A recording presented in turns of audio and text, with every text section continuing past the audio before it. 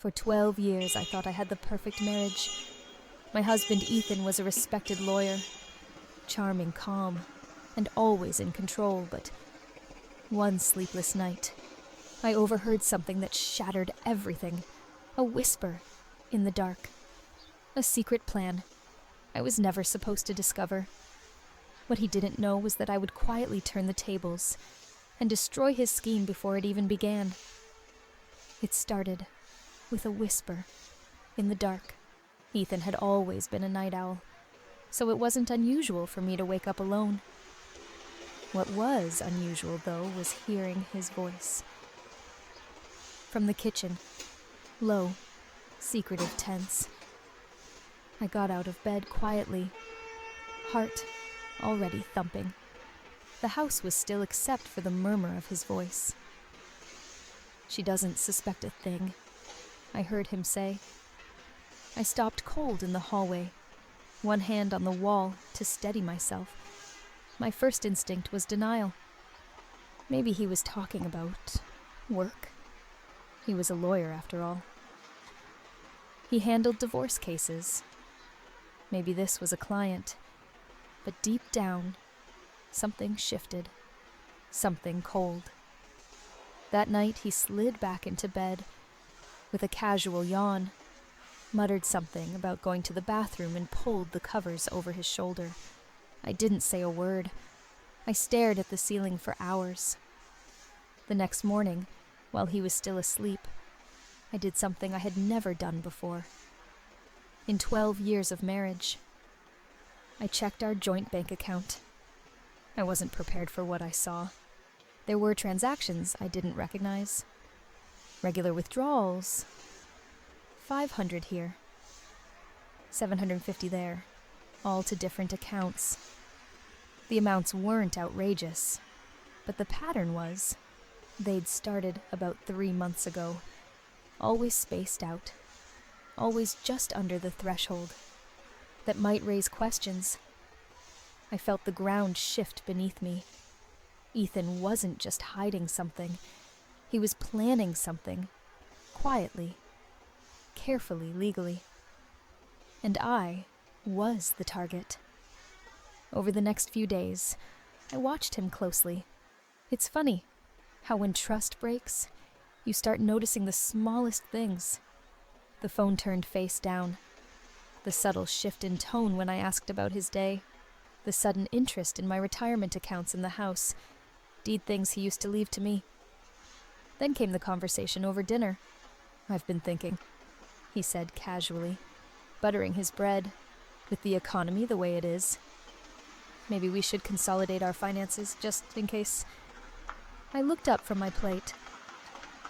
"What do you mean, consolidate?" He smiled, just enough to show teeth. "Merge everything. Your accounts. My accounts. Keep it simple.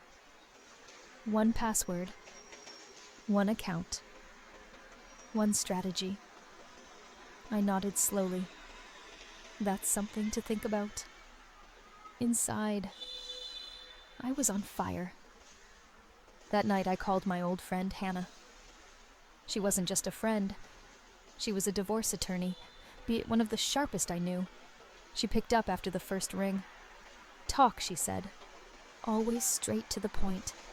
I laid it all out, the whisper, the money, the lies. By the end, she was silent for a long moment. Then she said, "We need to act now before he files, before he has a chance to touch anything in your name."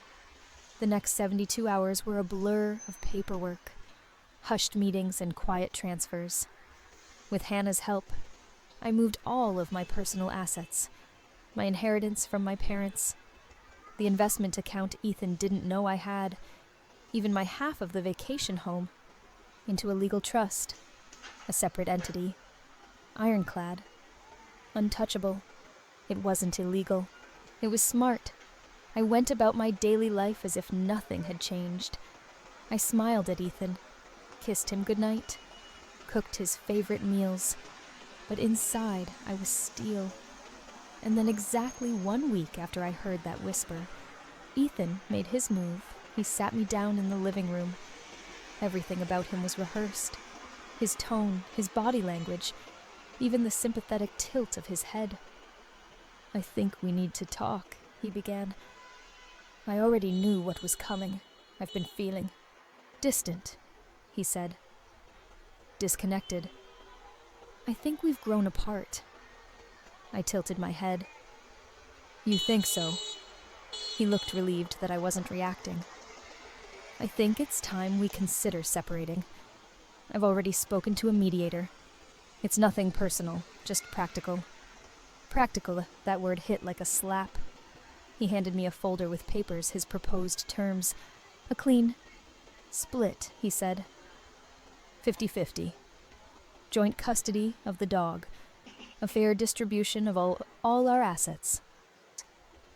What he didn't know, what he couldn't know, was that I had already moved everything. I met him in the mediator's offices 3 days later. Calm and composed. My lawyer was with me. Ethan seemed relaxed, even smug, like someone walking into a sure win, until I pulled out a folder of my own. I slid it across the table. "This is the documentation showing that all assets under my name were legally transferred to a trust a week ago." Ethan's jaw tightened. He didn't say a word for a few seconds. Then he laughed short and bitter. "You can't do that." "It's already done." His face flushed. "That's fraud." I leaned in slightly. "You should know better than anyone. It's not fraud. It's called protecting myself. Something you should have thought about before plotting behind my back." He tried to regain control, threw out accusations, called me manipulative, said I was hiding marital assets. But without evidence, he had nothing. And I had everything. Dates, signatures, transfer records, emails with legal counsel, all airtight. When he realized the financial gain he'd counted on was gone, something inside him broke. His mask slipped. The calm lawyer disappeared. What sat across from me now was a man who had gambled and lost everything. I didn't raise my voice. I didn't cry. I didn't try to explain myself. I didn't have to, because I had already done what he never expected. I outsmarted him. And that, I realized, was what truly crushed him. Not the money, not the trust, but the fact that I saw him coming, and he never saw me. After our first legal meeting, things changed fast. Ethan's carefully curated mask began to crack. The man who used to speak in calm, measured tones now raised his voice during every interaction. He was angry not because he had lost a partner, but because he had lost control. And for someone like Ethan, that was intolerable. He wasn't just bitter. He was furious. He stopped pretending. No more soft words or half-truths. Within days, his lawyer filed a formal motion to freeze my assets, claiming I had intentionally concealed marital property. The motion came with pages of evidence, accusing me of fraud and financial manipulation. I wasn't surprised. Hannah had warned me this would happen. "He's bluffing," she said, flipping through the documents. And bluffing badly. Still, the fight had become real. In the weeks that followed, Ethan became unrecognizable. He spread rumors to our friends, our neighbors, even my family. He painted himself as the victim of a scheming, cold-hearted wife who had cheated him out of everything he told. My cousin and I cleaned out our accounts. I told Hannah one day, "He's calling me a gold digger." Hannah raised an eyebrow. "He's not trying to win the case. He's trying to destroy your reputation." It wasn't just emotional. It was strategic. He filed more motions, hired a forensic accountant, requested a court order for a full audit of every transaction I had made in the past year. But what Ethan didn't know was that Hannah had already seen this coming. She had built our case meticulously, step by step. Every asset transfer had been documented. Every decision explained. Nothing hidden. Nothing illegal. The court denied his motion to freeze my assets. Strike one. That only made him more desperate. Ethan began submitting documents to the court. Bank statements, screenshots, even emails intended to prove that I had diverted marital funds. But something was off. The dates didn't match up, some numbers had been altered. One document claimed I had transferred money from our joint account 2 weeks after the account had been closed. Hannah leaned back in her chair, expression cold. These are forged. I felt my stomach twist. Can we prove it? She smiled. Oh yes, and we will. A hearing was set. This wasn't about divorce anymore. It was about credibility, legality, truth. It was about the kind of man Ethan really was. On the morning of the hearing, the courtroom buzzed with tension. Ethan sat across from me. His jaw clenched, his tie too tight. His lawyer looked grim. Our financial expert was the first to testify. He was calm, thorough, and devastating. With projected images and timestamp analysis, he explained that several of Ethan's documents had been manipulated digitally, edited with metadata altered. One file had been created after it had supposedly been received. Another had been copied from a prior case. Ethan had handled as a lawyer. The judge's face hardened. Ethan's attorney tried to object, to distract, to redirect. It didn't work. Strike. 2. When Hannah stood up to present our counter-evidence, the courtroom fell silent. She spoke with clarity and quiet force, laying out a timeline of every financial move I had made. Why, when, and how. Everything lined up. Everything had supporting documentation. Nothing was missing. Then she did something unexpected. She requested the court to formally investigate Ethan for misconduct and submission of falsified evidence. The courtroom buzzed again. The judge raised an eyebrow. On what grounds? Hannah held up a copy of one of Ethan's key exhibits. Your Honor, this document is fraudulent. We have the original file metadata, expert testimony, and a sworn statement from the bank. The judge asked for a recess. When court resumed an hour later, the judge's tone was cold and direct. Mr. Ethan Westbrook, he said, this court finds that you have knowingly submitted fabricated documents in an attempt to manipulate legal proceedings. Your requests are hereby denied.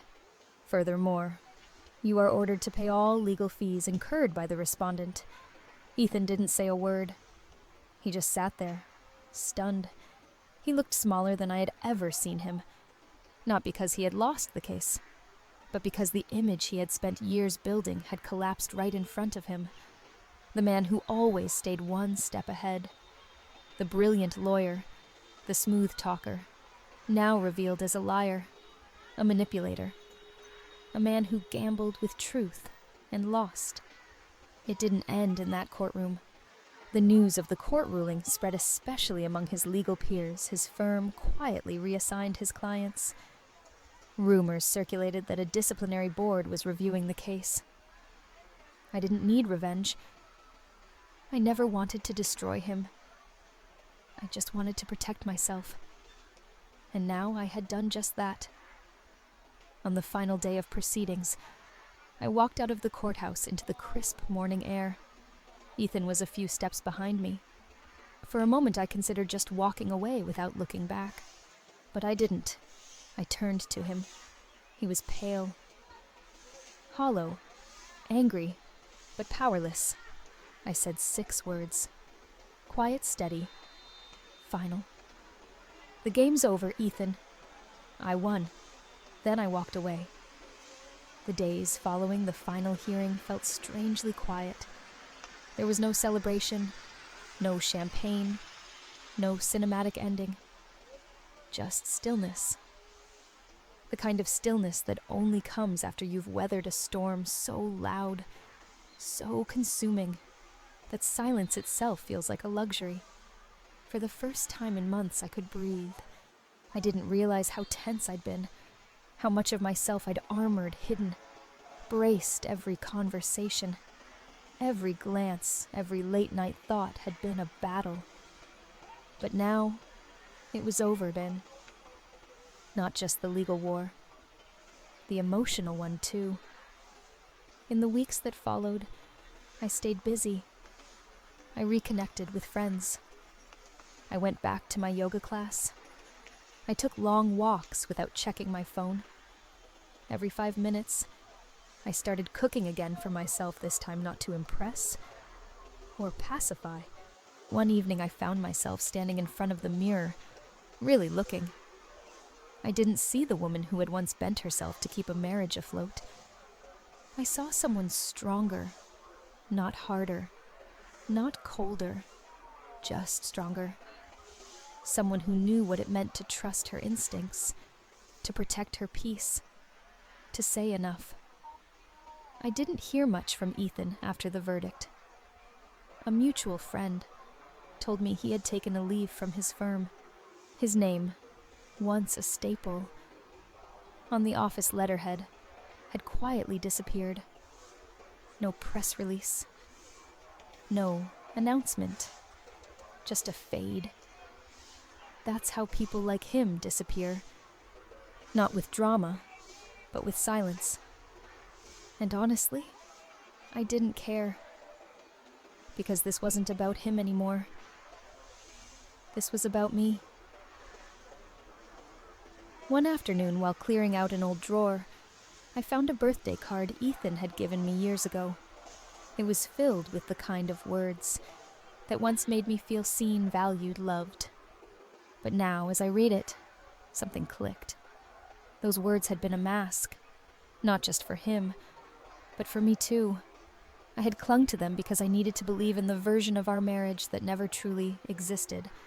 That's what betrayal does. It forces you to confront not just someone else's lies, but your own denial. And that's a bitter truth, but also a freeing one. So I made a decision. I didn't want to live in bitterness. I didn't want to become suspicious of everyone or build walls so high no one could reach me. But I also knew I would never again give anyone power over my peace, my finances, or my future without boundaries, not out of fear, out of wisdom. Some nights I still think about that whisper in the kitchen, the sentence that started it all. She doesn't suspect a thing. I did suspect eventually, and that suspicion saved me. It didn't just save my money. It saved me the part of me that had been shrinking to keep someone else comfortable.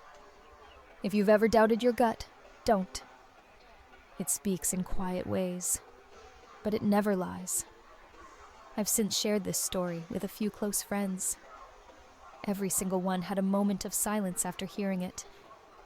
Not because of the legal twists or courtroom drama, but because deep down, we've all seen in Ethan a partner, a friend, a boss, someone who smiles while secretly calculating what they can take from you. And too often, we stay silent. We rationalize. We tell ourselves it's not that bad, until it is. Here's the truth. I learned the hard way. Love without awareness is blindness. Trust without clarity is risk. And silence in the face of warning signs is its own kind of surrender.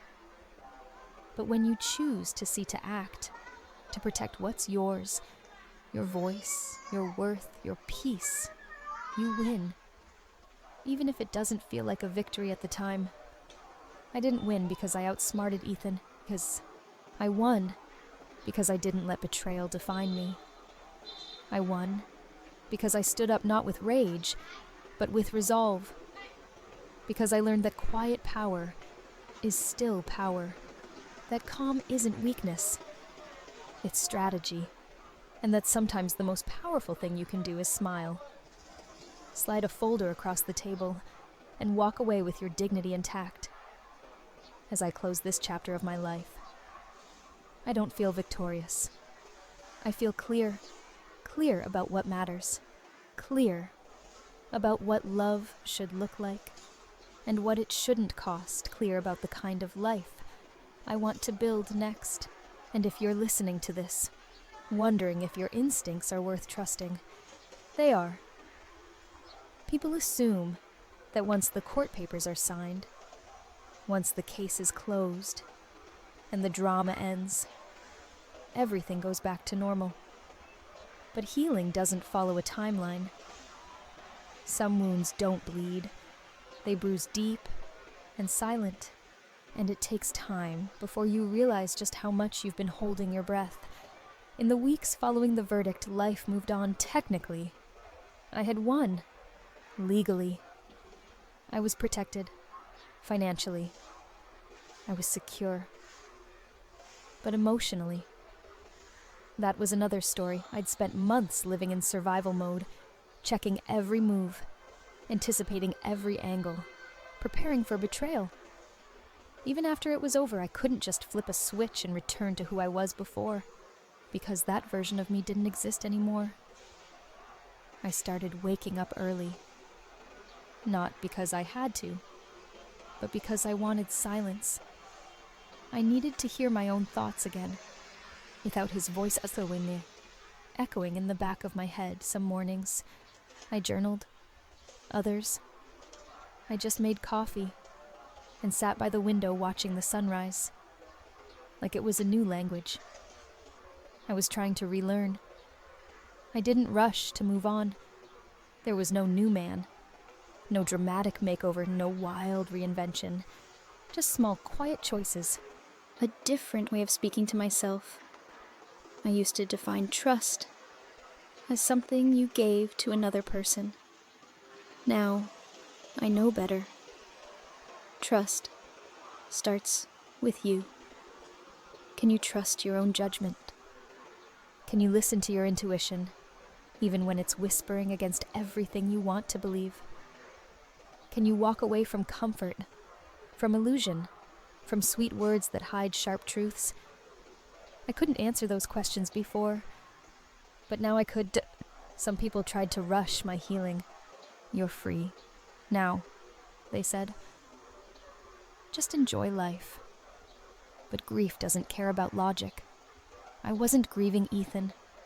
I was grieving the version of myself who thought she was safe, who thought love was enough, who didn't ask questions because she didn't want the answers. I had to mourn that naivety, not with bitterness, with grace, because she did her best, and when it mattered most, she found her voice. That's something worth honoring. I also had to learn how not to let this one betrayal redefine the way I saw everyone else. It's tempting after you've been hurt to build walls so thick no one can get in. But that's not protection. It's prison. And I didn't survive all of that, just to become someone small and scared. So I started showing up again. To dinners, to phone calls, to life. Cautiously. Yes, but open. And slowly. I realized something that surprised me. Not everyone was like Ethan. Not everyone lied. Not everyone wanted something from me. Some people just wanted to know me. That realization was healing. One of the most important things I did during that time was forgive myself. Forgive myself for not seeing the signs earlier. For believing him, for loving someone who saw me as a strategy instead of a partner. Forgiveness isn't the same as forgetting. It's not excusing. It's releasing. Letting go of the shame, the self-blame, the endless loop of how could I have been so blind? Because truthfully, I wasn't blind. I just believed in the version of him he wanted me to see.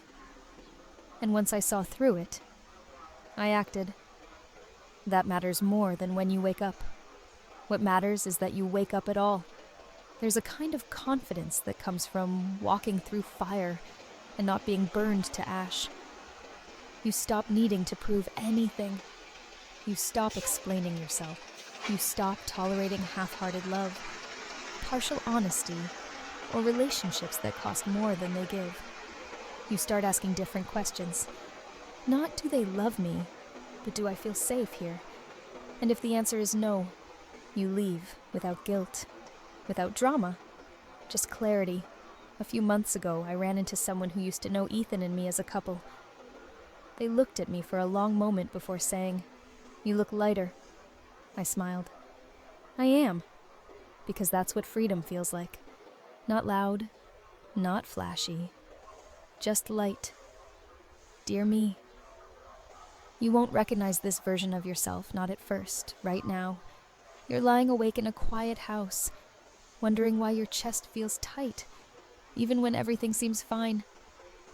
You're staring at a man you once trusted, and something in your gut is whispering, "Pay attention," but you keep silencing that voice. You want to believe the best. You want love to be enough. You want the warmth you built to count for something. But I need to tell you something you're not ready to hear yet. You're about to lose the life you thought you had, and somehow that will be the best thing that ever happens to you. I know you're scared. You're going to feel the floor drop out from under you when you realize what he's done. How he's planned, manipulated, deceived. You'll cry. You'll shake. You'll question everything, including your own instincts. You'll blame yourself even when you shouldn't. You'll wonder, how did I not see it? But eventually, you will. And that moment will be the beginning of something new. There will be pain. Yes, courtrooms, cold silences, ugly accusations. But there will also be fire in you, a quiet strength you didn't know existed. You'll walk into rooms with lawyers and leave with dignity. You'll sit across from betrayal and not flinch. You'll face the very person who tried to reduce you to a transaction.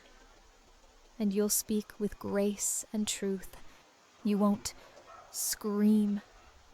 You won't collapse. You'll simply outgrow everything he underestimated.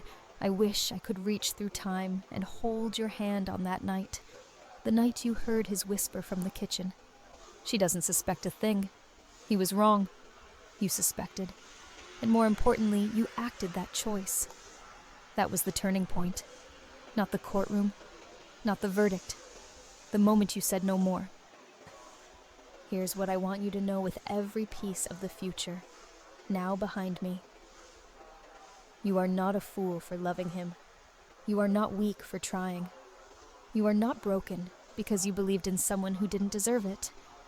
Love is never foolish, but sacrificing yourself to keep it alive. That's a lesson you'll never forget. One day soon, you'll wake up and realize you feel free. There won't be a grand moment. No one will announce it. But you'll be standing by the window, sipping coffee, and it will hit you. Peace feels like this. No tension in your chest. No calculating eyes across the table. No pretending just breath. You'll stop looking for closure in him. You'll realize that you were the closure all along. You'll begin to build a new life. Not out of spite, not to prove anything, but because you deserve to feel safe, seen, and whole. You'll meet people who love without strategy. You'll make choices based on desire, not survival. And you'll never again confuse calmness with complacency. You'll know the difference between a quiet home and a silenced self. That's wisdom. Hard won, and maybe, just maybe, you'll share your story. You'll speak so someone else feels less alone. You'll write it down or say it out loud, or whisper it to a stranger who needs to hear. You are not crazy. You are not weak. You are not alone. And in doing so, you'll become the person you once needed. So, if you're still there, sitting in the dark hallway, heart pounding, wondering if what you're feeling is real, it is. And I promise you this. One day, you'll look back, not with bitterness, but with pride. Because you didn't just survive. You chose yourself. And you'll never apologize for that again. With love. The woman you became. Did this story make you see a part of yourself if it did. Don't forget to leave a comment to share your thoughts. And most importantly, subscribe to Family Story, my husband, so you can hear more heartfelt family stories every week. Marriage isn't just a journey, it's a long story, and you are our companion on every page.